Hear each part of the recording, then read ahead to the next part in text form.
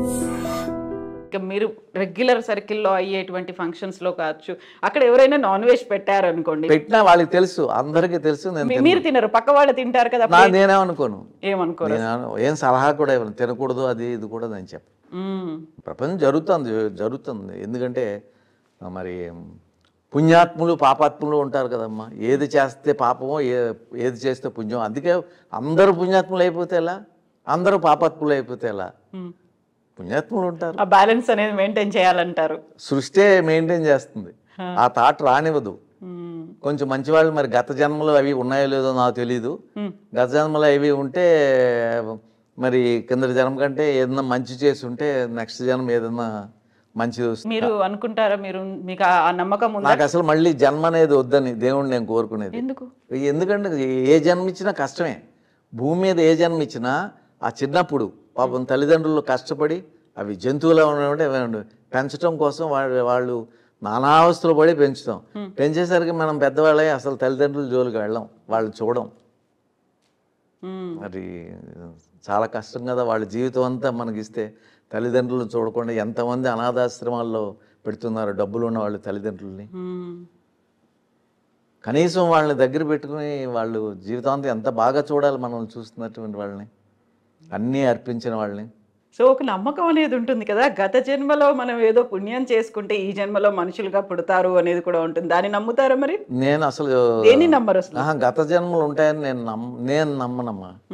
గత జన్మ అనేది ఉండదేమో, అది ఏంటో ఈ సృష్టి అలా జరుగుతుందని తెలియదు. అంతే, వెళ్ళిపోయిన తర్వాత ఆగిపోయిన తర్వాత గుండె ఆగిపోయిన తర్వాత ఇంకేమీ లేదు. ఇది కూడా ఏంటంటే కర్మలు అవ్వనివ్వండి లేకపోతే ఏమో తెలియదు. తల్లిదండ్రులు మనల్ని భూమి మీదకి తీసుకొచ్చిన తర్వాత వాళ్ళు కష్టాలు పడి వాళ్ళ జీవితాలు అయిపోతాయి. మళ్ళీ మనం అలా తల్లిదండ్రులు అవుతాం. ఒక సర్కిల్ అది జరుగుతూ ఉంది. రాత్రి పగలు ఎలా వస్తుందో అలా జరుగుతూ ఉంది. సరే, ఇంక తప్పదు. ప్రాణం వచ్చిందంటే పుట్టాము అంటే తప్పదు. అది ఏంటో తెలియదు కదా. మళ్ళీ నెక్స్ట్ జన్మ ఇంకోటి వచ్చిందంటే మనకి ప్రీవియస్ జన్మ తెలియదు కదమ్మా. మనం ఏం చేసామో ఏమీ తెలియదు. అయితే మీరు ఇప్పుడు ఒక మాట అన్నారు, నాకు అత్యాశ లేదు, ఆశ అసలే లేదు ఇవన్నీ అన్నప్పుడు, ఇన్నేళ్ల నుంచి 53 ఏళ్ల నుంచి మీరు ఇండస్ట్రీలో ఉన్నప్పుడు యూజువల్గా ఎవరైనా ఆ కాలంలో అంత సూపర్ హిట్ హీరో అనుకున్నప్పుడు మా నెక్స్ట్ జనరేషన్, మా అబ్బాయి రావాలి, మా అమ్మాయి రావాలి, లేకుంటే మా వాళ్ళు రావాలి, మా ఫ్యామిలీలో వాళ్ళు రావాలనేది. మా పిల్లలు, మా అబ్బాయి రావాలని దగ్గర రాణా గారు, రాణా, దగ్గుబాటి రాణా, హైట్ గల్లా ఇదిగా ఉంటారు. రాణా గారే కదా ఆయన పేరు. దగ్గుబాటి రాణా ఆయనలా ఉంటారు. ఆయన కంటే ఇంకా ఫిజిక్ ఎక్కువ ఉంటుంది, అంత హైట్. అది ఆయన కెనడాలో ఉన్నాడు. కెనడా వాళ్ళకి ముందు చదువుకునే ముందు ఫీల్డ్కి వస్తా అన్నారు. నేను ఫీల్డ్లో ఉన్నటువంటి ఇన్ని సక్సెస్ అవటం ఫీల్డ్లో చాలా కష్టం. ఇప్పుడు ఎందుకంటే దాసనారాయణరావు అన్నీ ఉండి కూడా వారి అబ్బాయిని పైకి తీసుకురాలేకపోయారు. అలాగే అనేక మంది ఆర్టిస్టులు, ఎంఎస్ నారాయణ గారు, ఇంకా అనేక మంది ఆర్టిస్టులు వాళ్ళ పిల్లలను తీసుకురావాలనుకున్నారు, రాలేకపోయారు. అలాగే డైరెక్టర్స్ కూడా వారి కొడుకులను తీసుకురావాలనుకున్నారు, రాలేకపోయారు. సో ఇదేంటంటే దాని మీద కాన్సన్ట్రేషన్ ఉండి, ఇది కూడా అదృష్టం, లక్ కూడా ఉండాలండి. లక్ ఫేవర్ చేయాలి, మనం సిన్సియర్గానే ఉండాలి, లక్ కూడా ఫేవర్ చేయాలి. ఇక్కడికి పాపం 25 సంవత్సరంలో 16లో వచ్చి 60 years అప్పుడు కూడా ఇంకా అలాగే ఉన్నవాళ్ళు, ఎక్కడికి వెళ్ళలేకుండా ఎంతమందో నేను చూశాను. నాతో పాటు వచ్చిన వాళ్ళు 50 సంవత్సరాల కింద వచ్చిన వాళ్ళు అలాగే ఏమీ లేకుండా అలాగే ఉండి పాపం ఇంకా అవుతాం అనుకున్నాను. ఇవన్నీ చూసి భయం. సినిమా ఫీల్డ్ అంటే కొత్త వాళ్ళు ఎవరన్నా వస్తున్నారంటే నాకు చాలా భయం. ఎన్ని అవస్థలు పడతారో, ఏం కష్టపడతారో, ఏం ఇది. తర్వాత ఇన్ని పడినా వాళ్ళకి అది దక్కుతుందో లేదో. సో దాంతో మా అబ్బాయి మంచి డాన్సరు, చాలా మంచి డాన్సరు, చాలా బాగా మంచి నటుడు. నేను కాదు. అవునండి, వాడే అన్నాడు, డాడీ మీరు ఆర్టిస్ట్ కాదు, నేను ఆర్టిస్టు, చూడండి అని అని నవ్వాడు. ఇలా చూసేసరికి ఏడుస్తుంటే కళ్ళంట నీళ్ళు వచ్చేసింది. నేను గ్లిజరిన్ పెట్టుకున్నా రావు, పొడుచుకున్నా. సో డ్యాన్స్ అనేది అప్పట్లో చిరంజీవి వీళ్ళు ఎంట్రన్స్లో ఈ బ్రేక్ డాన్సులు చేయకముందు వాడు అప్పట్లో ఏదో బ్యాట్ ఇలా అని అవి చేసి, ఇవన్నీ నీకు ఎలా తెలుసు అంటే నేను అన్నీ అబ్జర్వ్ చేస్తాను. పక్కింట్లో అంకుల్ దగ్గర అక్కడ ఈ క్యాసెట్ చూసి ఆ క్యాసెట్ చూస్తాను. సో నేను సినిమా ఫీల్డ్కి వస్తాను. భయం వేస్తుంది, వద్దు నాకు వద్దు అనిపించింది. అయినా ఒక ప్రొడ్యూసర్ ఉన్నటువంటి పెద్ద ప్రొడ్యూసర్కి నేను ఫొటోస్ చూపించాను. మా అబ్బాయి అండి ఏదన్నా సీరియల్లే వాళ్ళు తీస్తున్నారు అప్పట్లో, సీరియల్లో హీరోగా ఏదన్నా ఛాన్స్ అంటే పిలవలేదు. వాళ్ళు చూశారు, మీ అబ్బాయి అని తెలుసు, మా అబ్బాయి అని తెలుసు, పిలవలేదు, ఎవరికో ఇచ్చారు. ఆ అబ్బాయి అసలు బాగోడు. అటువంటిది ఆ అబ్బాయికి వేరే అబ్బాయికి ఇవ్వటం జరిగింది.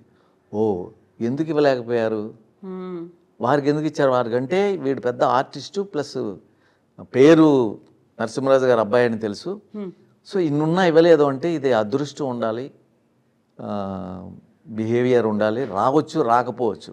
అందుకని వద్దని బాబు, నేను ఎన్నో కష్టాలు పడి ఏదో ఇప్పుడు పేరు ప్రతిష్టలు తప్ప ఆర్థికంగా ఆహాని ఎదగలేకపోయాను, అది ఎందుకు ఏదైనా ఉద్యోగం చేసుకోమని చెప్తే ఆయన వెంటనే పెట్టుకుంటే మలేషియాలో జాబ్ వచ్చింది. అక్కడి నుంచి కెనడాలో ఏదో రాసుకుంటే కెనడాలో ఆయన ఇప్పుడు వెల్ సెటిల్డ్ అండి.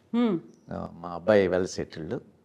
అంత ఇమ్మీడియట్ గా అలా యాక్సెప్ట్ చేసేసాడు? మీరు అంత కన్విన్సింగ్ గా చెప్పారా మీ అబ్బాయి? చెప్పాను అన్ని. ఒకసారి అడిగాడు, టక్కుని చెప్పేసారా? ఒకసారి అడిగాడు, సరేనా. అక్కడికి ఇప్పుడు తను ఆ ప్రోగ్రామ్ ఈ ప్రోగ్రామ్ ఖాళీగా ఉన్నప్పుడు సరదాగా డ్యాన్స్లు అవి చేస్తాడు. అనేక మంది ఫ్రెండ్స్ ఉంటారు కదా ఆ ఫంక్షన్స్లో, వాటిలో హీరో లాగానే మా కోడలు కూడా చాలా మంచి అమ్మాయి. మా కోడల్లాగా అందరి కోడళ్ళు ఉండాలని కోరుకుంటా. ఎందుకంటే ఆవిడ కూతుర్లాగా తల్లిదండ్రులు చూసుకున్నట్టుగా నన్ను నా వైఫ్ని చూసుకుంటుంది మా కోడలు. సో అందుకని అందరూ మా కోడల్లా ఉంటే బాగుండే అని అనుకుంటా. అత్తమామలు కూడా అలాగే ఉండాలి కదా, కోడళ్ళు ఎలా ఉండాలి? లేదండి, వాళ్ళ బిహేవియర్ని బట్టి వీళ్ళలో మార్పు వస్తుంది. ఒకప్పుడు వీళ్ళ మార్పు రాకపోయినా మనం అలాగే చూసుకున్నట్టయితే ఒకరోజు కాకపోతే ఒకరోజైనా వీళ్ళలో మార్పు వస్తుంది. అలా ఉండాలని కొంచెం కష్టమైన పని, చూద్దాం. అంత వెల్ సెటిల్డ్, కెనడాలో బాగుంది అనుకున్నప్పుడు ఇంకా నరసింహరాజు గారు ఆ ఇంట్రెస్ట్తో సినిమాలు సీరియల్ కంటిన్యూ చేస్తున్నారా? అంటే నేను కెనడా 2 సార్లు వెళ్ళటం జరిగింది. 3 months 4 months ఉండి రావటం అది జరిగింది. ఎప్పుడైనా వెళ్ళొచ్చు. కెనడా అనేది మా అబ్బాయి దగ్గరికి ఎప్పుడైనా వెళ్ళొచ్చు. ప్రతిరోజు ఇప్పుడు ఈ ఫెసిలిటీస్ ఉన్నాయి కాబట్టి మనకు ఫోన్లో వాట్సాప్ వీడియో కాల్స్ చూసుకుంటూ ఉంటాం, ఎదురుగుండా ఉన్నట్టే ఉంటుంది కాబట్టి మనకు ఆ బాధ లేదు. అవి లేకపోతే బాధ అని అనిపిస్తుందేమో. సో ఇప్పుడు పైగా ఈ వయసులో ఇంత బిజీగా ఇన్ని అవకాశాలు రావండి ఎవరికి. అటువంటిది నాకు రాని భాషలో, నాకు తెలిసిన భాషలో నాకెవరో తెలుగువారు ఇవ్వకపోయినా, నా టెక్నీషియన్స్ ప్రొడ్యూసర్స్ వాళ్ళు కూడా ఎవరు ఇవ్వకపోయినా, సో నాకు రాని భాషలో నన్ను నెంబర్ 1గా ప్రతి మెయిన్ క్యారెక్టర్ వస్తే నన్నే అడుగుతారు. ఖాళీ లేకపోతే నెక్స్ట్ చాయిస్ చూసుకుంటారు. కానీ 3 ఛానల్స్ కూడా నన్నే ఈరోజు 3 ఛానల్స్లో నావి మూడు ఇప్పుడు మరుమగళ్ అనేది సన్ టీవీలో నెంబర్ 1గా వెళుతుందండి. సిరగడి కాసై అనేది విజయ్ టీవీలో వెళుతుంది 9 గంటలకి. అది తెలుగులో తీస్తున్నారు. తెలుగులో తీస్తూ నా వేషం నేను అడిగితే నాకు ఇవ్వలేదు. ఆయన ఓల్డ్గా ఉన్నారు. ఇక్కడ ఓల్డ్ క్యారెక్టర్. అప్పుడు మరి పిచ్చివాళ్ళ వికటన్ లాంటి టాప్ మోస్ట్ కంపెనీ నన్ను పెట్టి తీసి ఇవాళ నెంబర్ 1 విజయ టీవీలో నెంబర్ 1 10కి పైన రేటింగ్లో ఇప్పటికీ వెళుతున్న సీరియల్లో నా వేషం నేను అడిగితే, వాళ్ళని ఫోన్ చేసి అడిగితే, ఏమండి అది తెలుగు నేను చేస్తాను ఖాళీగా ఉన్నా అంటే, చూస్తాం సార్ చూస్తామని చెప్పి తర్వాత అడిగితే ఎవరో చెప్పారు, ఇలా డిస్కషన్లో వచ్చింది, ఆయన ఓల్డ్గా ఉన్నారు.